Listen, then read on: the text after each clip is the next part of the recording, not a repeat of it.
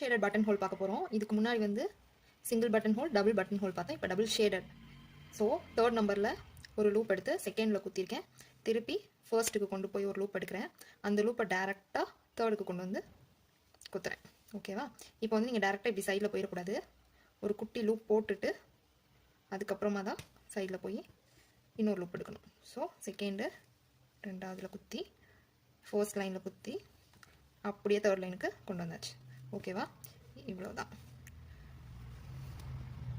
So இந்த stitch வந்து நீங்கள் இந்த மாதிரி ஏதாவது ஒரு டிசைன் வரைஞ்சி ட்ரை பண்ணுங்கள், ரொம்ப நல்லாயிருக்கும். ஸோ அதுவே உங்களுக்கு நல்ல ப்ராக்டிஸாக இருக்கும், அழகாகவும் இருக்கும். லைனில் வந்து ஒரு தடவை ட்ரை பண்ணிட்டு இந்த மாதிரி பண்ணுங்கள்.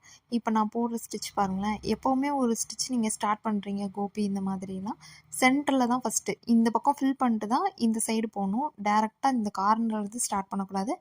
சென்டரில் ஸ்டார்ட் பண்ணி ஒரு சைடு ஃபில் பண்ணிட்டு இன்னொரு சைடு ஃபில் பண்ணுங்கள். இப்போ இந்த சென்டர் ஃபுல்